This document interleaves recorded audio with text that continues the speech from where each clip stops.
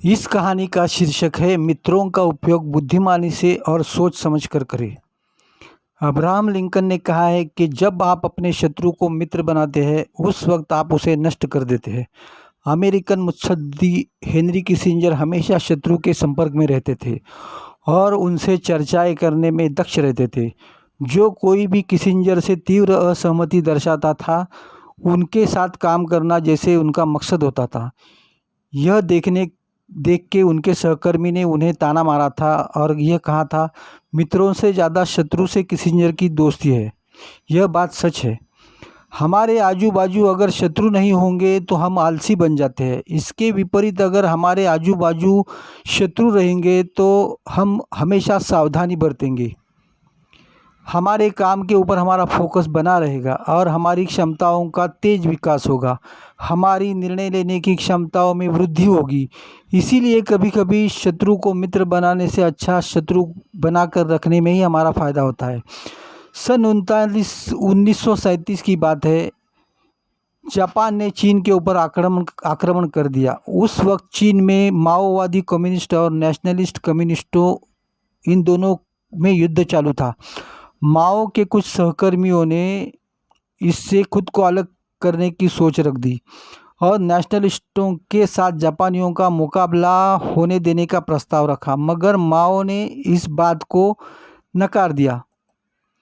अगर हम युद्ध से बाहर रहेंगे तो कुछ सालों बाद हम फिर से युद्ध करने लायक नहीं रहेंगे। अगर जापानियों के साथ लड़ेंगे तो विशेषता और ख़ास तरीके का अनुभव हमारे सैनिकों की क्षमता बढ़ाने के लिए फ़ायदेमंद रहेगा।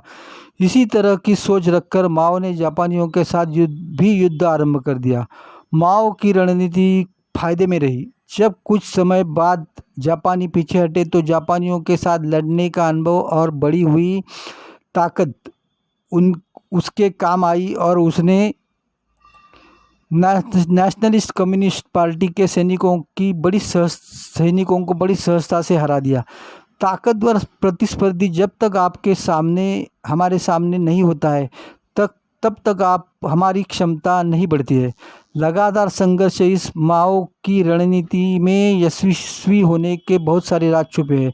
लंबे अरसे की सोच रखकर चलेंगे तो आपकी ही विजय होगी। यही बात सोचकर पक्के इरादे वाला संघर्ष चुनना। जिस शत्रु को आप पराजित नहीं कर सकते हैं उस शत्रु के साथ आप संघर्ष शुरू ही मत करना। चीन जैसे बहुत बड़े देश को जीतना जापानियों को कतई मुमकिन नहीं होगा। यह बात माओ जानते थे और उन्हें यकीन था जापान यह युद्ध कभी भी जीत नहीं पाएगा। इसीलिए जापानियों के साथ युद्ध लड़ने का निर्णय उन्होंने अपने ऊपर ले लिया। दूसरा सूत्र यह है कि आपका कोई शत्रु नहीं होता है तो भी आप अपने आँखों के सामने कोई उद्दिष्ट रखें और उसके लिए आप अपने किसी एक मित्र को भी शत्रु बना सकते हैं। तीसरा सूत्र यह है कि आप अपना उद्दिष्ट लोगों को सुस्पष्ट तरीके से समझाने के लिए शत्रु को इस्तेमाल करें। उसके लिए आप इस संघर्ष को सृष्ट शक्ति का दुष्ट शक्ति के खिलाफ संघर्ष ऐसा स्वरूप उसे दे देना। माओ ने रशिया और जापानी का से मतभेद होने के लिए उकसाने की रणनीति को अपनाया। अगर कोई स्पष्ट शत्रु आपके सामने नहीं होता तो आपका ध्येय क्या है, उद्दिष्ट क्या है, यह लोगों को समझ में नहीं आता या नहीं आएगा। आप अपनी सारी प्रतिभा, शक्ति और बुद्धि का इस्तेमाल करने के बाद भी आप लोगों को आपका ध्येय या उद्दिष्ट क्या है यह समझाने में असमर्थ रह सकते हैं। मगर आपका कोई सुस्पष्ट शत्रु होगा तो यह काम अपने आप हो जाएगा और आपका ध्येय क्या है यह बात लोगों को समझ में आ जाएगी। शत्रु के अस्तित्व से कभी भी उदास मत होना। आपके असली शत्रु कौन है और कहाँ है यह बात अगर आपको मालूम ना होने से बेहतर है कि वो आपको मालूम हो। ऐसी स्थिति आपके लिए समाधान से भरी हो सकती है। उल्टी प्रतिचाल, मित्रता और काम, ये दोनों चीज़ें एक दूसरे में एकत्रित हो या एक दूसरे में शामिल हो ना हो यह बात अच्छी होती है, यह सच बात है। फिर भी कुछ परिस्थितियों में शत्रु से ज़्यादा मित्र का इस्तेमाल करना ज़्यादा परिणामकारक होता है। सत्ता में रहने वाले या अधिकार पद के ऊपर रहने वाले व्यक्ति को कुछ अप्रिय या गंदे काम करने पड़ते हैं, मगर खुद वह काम करने से अच्छा मित्र के द्वारा यही काम करवा के लेना उचित होता है। इसके कारण आप किसी के नज़र में नहीं आते हैं। ऐसे काम मित्र बड़े उत्साह से करते हैं क्योंकि उन्हें लगता है कि उनके ऊपर आपका विश्वास बढ़ेगा और आप उसके एहसानों के बोझ के नीचे दबे रह जाएंगे, ऐसा उन्हें लगता है। अगर आपकी कोई योजना सफल नहीं होती है या असफल होती है तो ऐसे वक्त आप किसी मित्र के कंधे के ऊपर बोझ डालकर बलि का बकरा बना सकते हैं या उसका इस्तेमाल कर सकते हैं।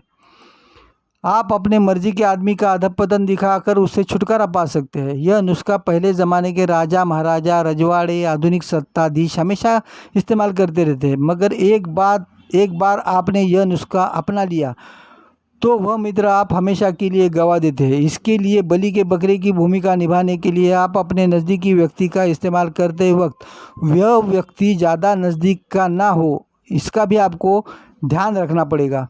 मित्रों के साथ काम करते वक्त हर कोई अपनी सीमा रेखा और अंतर यानी कि डिस्टेंस, इन दोनों बातों में हमेशा गलत कर देता है। गलतफहमी पैदा करने वाली बातें हो जाती है। यही सबसे बड़ी समस्या मित्रों के साथ काम करने में होती है। मगर किसी ऐसी योजना या कार्रवाई में दोनों भागीदारों में आगे आने वाले धोखे या समस्या पर सहमति बनती या दिखती है तो फिर मित्र का इसमें बहुत ही परिणामकारकता से उपयोग किया जा सकता है।